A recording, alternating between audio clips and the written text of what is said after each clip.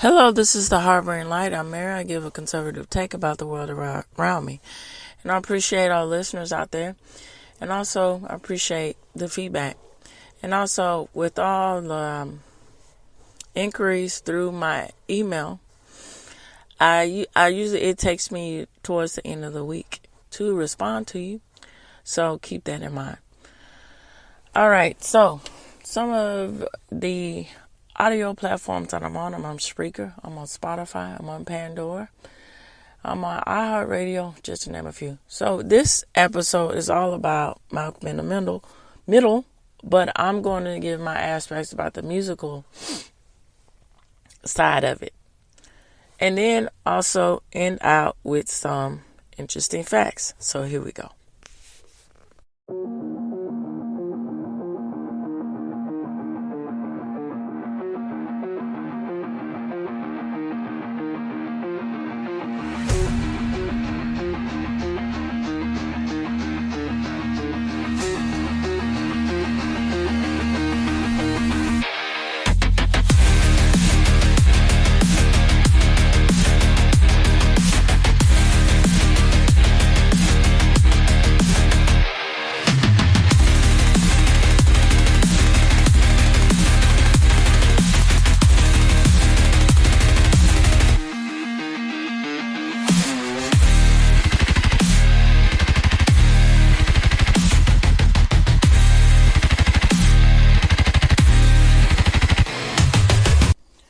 Oh, wow. The 2000s. That was a very interesting time for music. So, the 2000s, and that was when I was coming of age here. I was a time where pop and rock and everything was, in its sense, is cheesy enough as it sounds. It's, finding its own in the new millennium. And so, really, a lot of times, which is, it's nothing, the concept isn't anything new for, particularly when we get in the aspects of television and film, to use songs as a capstone or a cornerstone for a show, for a theme of something, or for the show, or for a movie, but in this case, for a show. And it's very interesting in the song choices that were used in the show Malcom in the Middle. Each of them really relate to the aspects of the feel that you get with being young and adolescent. Now I'm going to give my thoughts about music from the 2000s, and then relay that into Malcom in the Middle. Now, in the 2000s, we get in the aspects of TRL and MTV. They really put a lot of, they still had the vetting, so to speak, of getting a stamp of approval of what was popular and what was not popular. It was unfortunate with TRL and the aspects of everything and how MTV turned out to be today. Well, most of the time, a lot of stuff was, either the network either the record label or what have you, the players that be, were pushing certain artists out there and leaving other artists off the map, which, not giving really much of a, kind of different perspective about popular music. And so, when we see stuff that was going on in the 2000s, when we get boy bands, we get rock bands, and then we get rap and all kinds of other stuff. Most of the time, it was filtered through MTV's lens. And so, you know, we get going back to pop, going back to rock, and going back to rap, going back to hip hop, country, and so forth. In the 2000s, it was more like they were on the arena to experiment what is meant by these genres. And I think that Backstreet Boys and NSYNCs and the NSYNCs of that era were NSYNC and Backstreet Boy in general were really good examples of that. And here's why I think this. Now, these, the term boy band was nothing new, but when they came on the scene, it was already multi-established boy band that really hit the market, which was New Kids on the Block. And so, people were trying kind of fade out about, there's this other boy bands. What are they going to do? What is going to be what's going to be unique about them? And so, when the 2000s hit, Backstreet Boys and NSYNC, they really made a image. They really set the map about what boy bands could do, because they changed the image of what was done before. And so music videos really catapulted their career to an extended layer, to where they were a household name, even more so to the aspects of being parodied by other popular bands, or one popular band in general, Blink-182. And so, again, we get in the aspects of different genres being out in the atmosphere in the 2000s, when we get into the atmosphere of music and comedy. When we get into bands like the Blink-182 doing that one song with All the Small Things. And then, unfortunately, the way Eminem is, but he made his career with parodies, particularly boy bands, particularly making fun of pop music starlets of the time and so forth. And so, in itself, it gave way to a new sound that is of the 2000s. Excuse me just a minute, I'll be right back.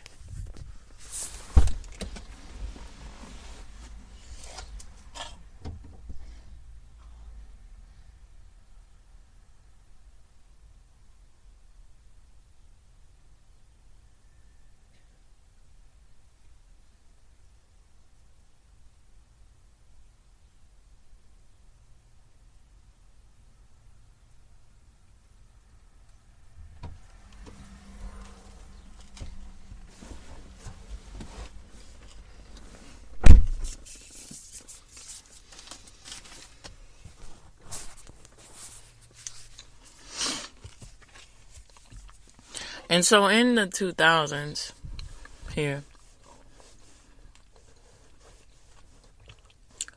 you really got a sense of the overall feel of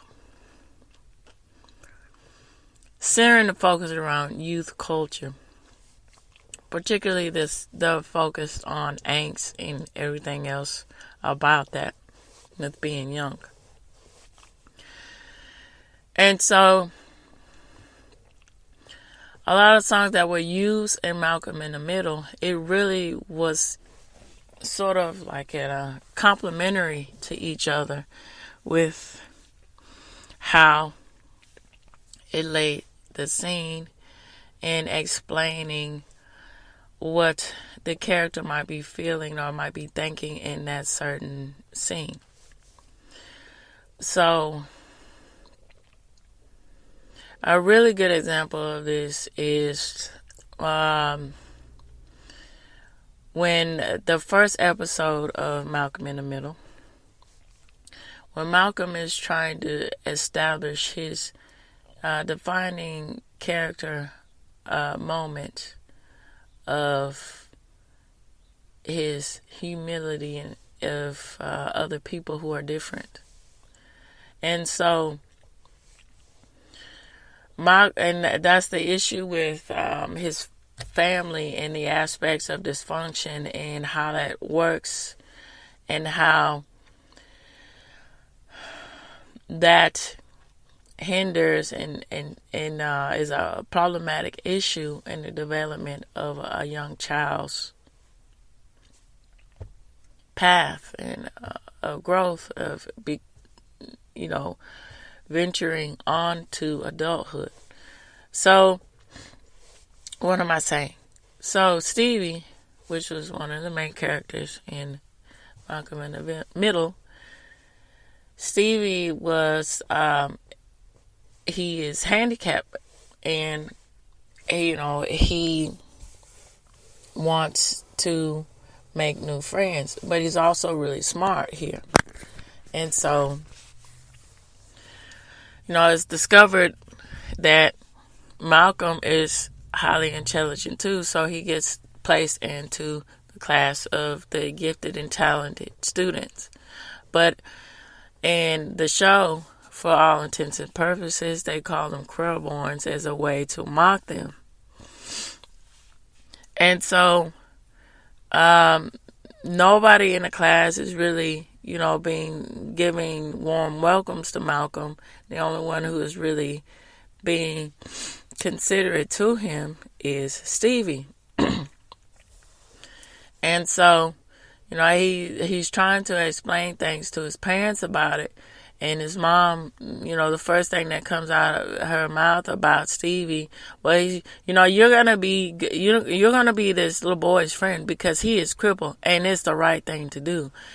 And he's just simply trying to say, which is quite interesting in itself too. So, people like that, particularly with what Malcolm Lois is character is supposed to represent the aspects of the margin in between the liberated woman and traditionalist, and trying to merge all of those things out together to be, contemporary in itself.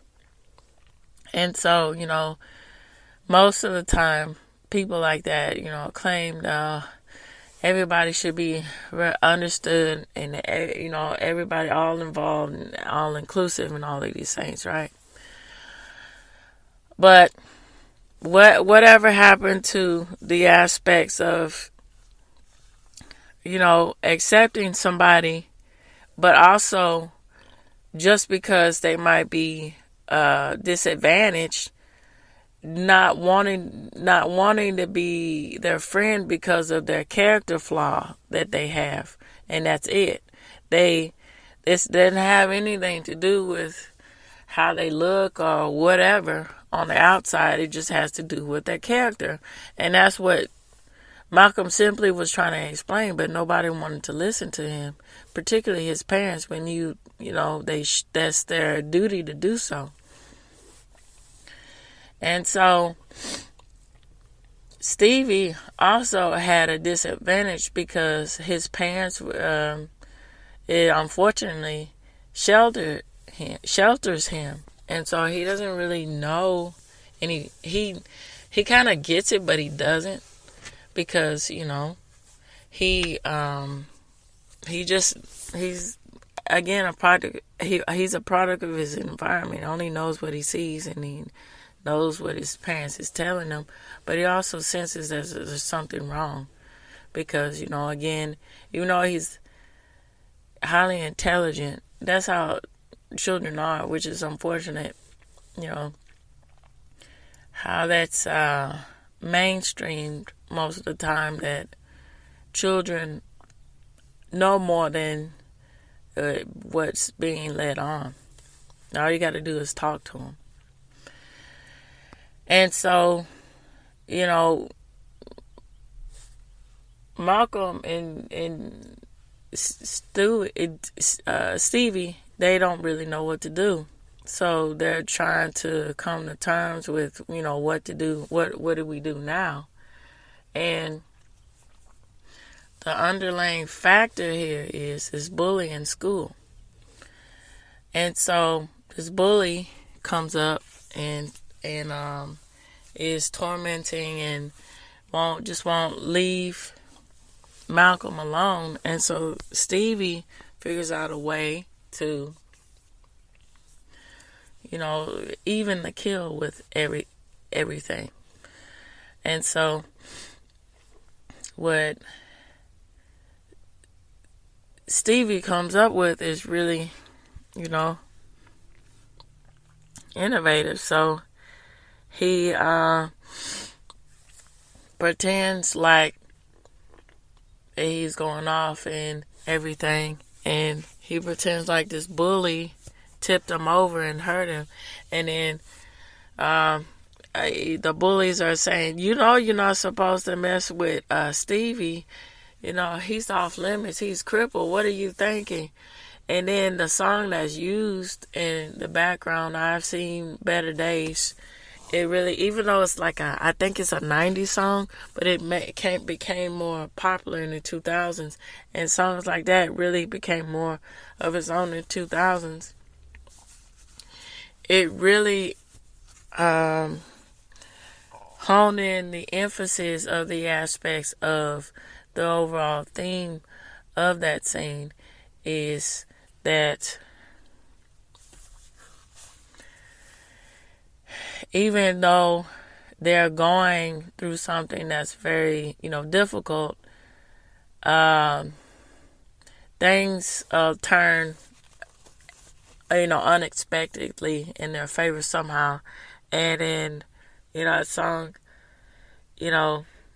going through the ups and downs and tribulations of life really hold that in. And there was a lot of songs coming out like that in the 2000s. And I'll end on this. Vitamin C, even though it's not really all that good to label her as a one-hit wonder, she had other songs, but the most prevalent song that was Put a Smile on Your Face, and songs like that. A song like that really, encapsulate a lot of the mood that was going on in the early 2000s about the aspects of how, internalizing and trying to put your best foot forward is much better than the other alternative of being bleak, And that was quite interesting about the aspects of many of the song choices that were used in the show Malcolm in the Middle. So I'm going to get into some more facts about the song choices of Malcolm in the Middle, and then end on some interesting facts. Here we go. Okay, and of course, sources will be provided for you. All right, so Malcolm in the Middle featured a unique musical style that set itself apart from other sitcoms. The show employed elaborate post-production techniques, including sound effects and musical inserts, which were used to enhance the mood and atmosphere of the episodes. The band, They Might Be Giants, performed the opening and the ending themes titled Boss of Me, with the ending theme being instrumental version. Additionally, the show's incidental music was performed by a band used in a way that resembled feature film more than other TV sitcoms, with a wide variety of artists and songs featured through the series, which include ABBA, Basement Jack, Sum 41, and Lemon Jelly. A soundtrack from Malcolm in the Middle was also released on November 21st of 2000. The show's musical style was significant, but it because it was one of the first single-camera comedy TV shows on TV without a live studio audience or a laugh track, which was standard in other TV sitcoms at the time. Alright, so here we go with some fun facts. So, a Little House on the Prairie character created the show, and it was based on, Malcom was based on himself. And yeah, it's quite interesting because I've heard about that he really wanted to give his interpretation and break the aspects of, TV sitcom family. So he wanted to give a glimpse of what it was like, presumably in his household growing up. So Linwood Boomer played Mary Ingalls' husband, Adam Kendall, on the hit NBC series before moving behind the scenes on shows like Night Court and Third Rock from the Sun. Boomer, like Malcom, had a high IQ, was the second youngest of 4 boys, and witnessed his mother shaving his father's body hair at the breakfast table. He gave Malcom an IQ of 165, even though his mother never told Linwood that his IQ was what it was actually. When she saw the show, she still wouldn't reveal the number, but did say it was as high as her son's creation. Quite interesting with her disdain of her son. You see how this literally is art imitating real life. So Frankie Muniz thought he blew the audition. The character was originally written to be 9 years old. So the then 13-year-old Frankie Muniz thought he was too old, giving his mother a thumbs down as soon as he came out of the audition room. The producers decided to make Malcom around the age of 12 and gave Muniz the part. When the young actor found out he got it, he jumped out of the hotel bed. They made sure not to reveal Malcolm's age at first. Says, we've decided not to say anything about his age on the show. Boomer says, when the show was just getting started, it's like the city they live in. We're just saying that he's attending middle school and not the actual grade level. We don't want to be locked into something. Kids are so, persnickety with what they say anyway. Sometimes they act like 9-year-olds, and then sometimes they act like 30-year-olds. Well, persnickety, but that's the wrong term. Up and down. More the right term to use, right word choice here. Like on the lines of 30-year-olds to 9-year-olds. That Hal's actual profession was never mentioned either. They were all Wilkersons. So what does this mean? It was never spoken on the show, but Francis' name tag in the pilot read Wilkerson. And a joke from the episode had Malcom confirming his real surname.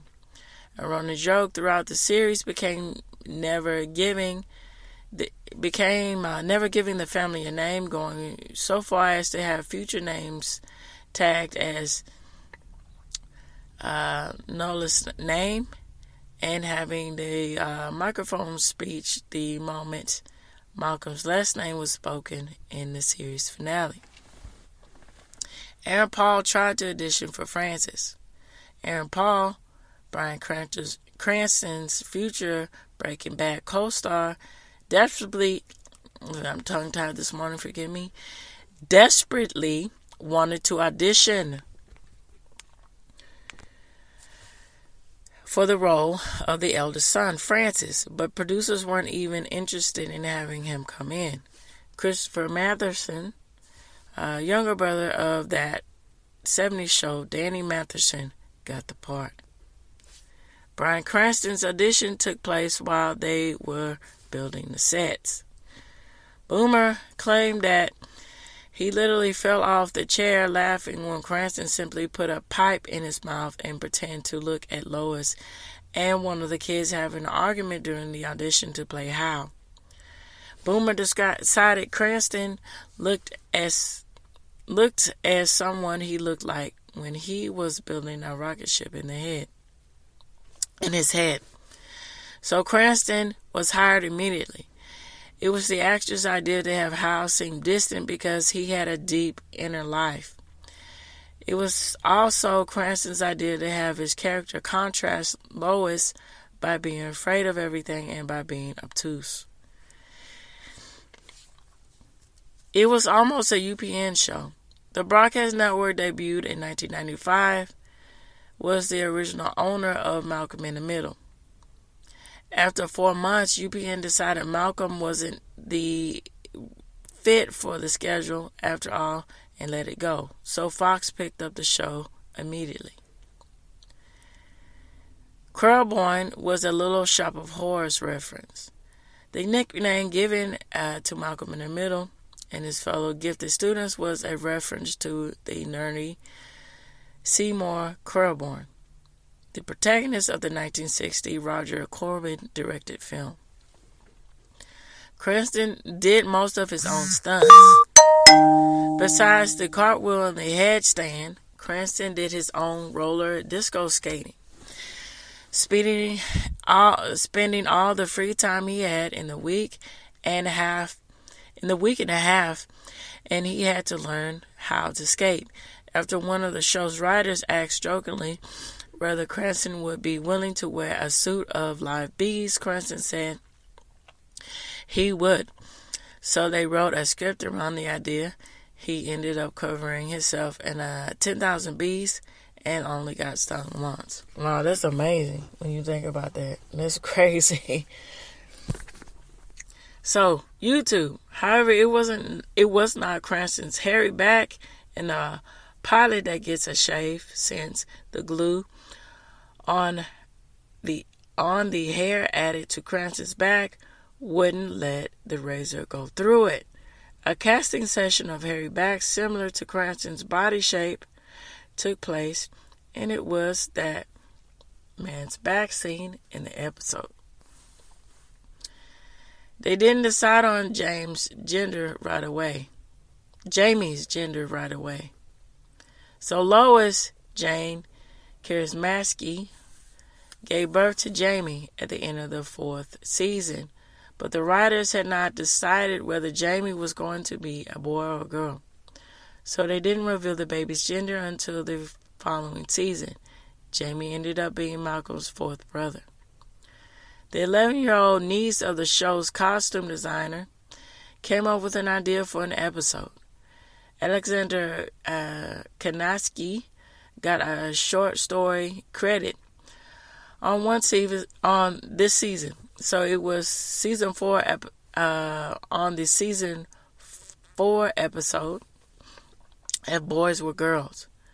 So after writing a 2-page outline about Lois fantasizing about raising daughters instead of sons, Linwood Boomer read it, loved it, and bought it soon after. Excuse me, I'll be right back.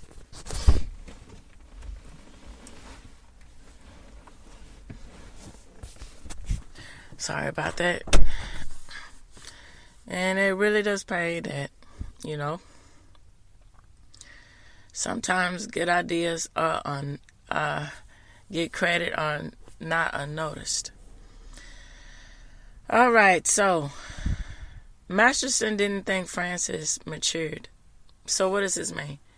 He's only grown older, Masterson says. He says the same point of view as he always had, just with a little more facial hair. So Masterson's character appeared in few episodes in the show's final years, though he directed the season 7 episodes Hal Greaves. So this is quite interesting. So in itself, I would say that Masterson's character, the older brother, Francis, he did kind of, in his way, mature and find his own. And it was, again, I was explaining the way that he was sent off to military camp was because, again, there was a misunderstanding between him and his mother, and simple communication and understanding and talking things out could have solved that. But again, in extreme, by sending him away instead of understanding, or both of them understanding each other. But besides that, he did try to make a life for his own. When he got married and he moved to a ranch, and he tried to assert his manhood and stuff. So I would beg to differ about that. But, again, to each his own. All right, so Cranston made for longer hours. Masterson claimed, I'm sorry. Oh, yes. Okay. Masterson claimed some scenes with Cranston, who directed 6 episodes himself, took longer than usual to shoot because he cracked everyone up, which is, quite natural, because can you imagine all those people on set and just, one-upping each other all the time? You can see how that can run for long production films there.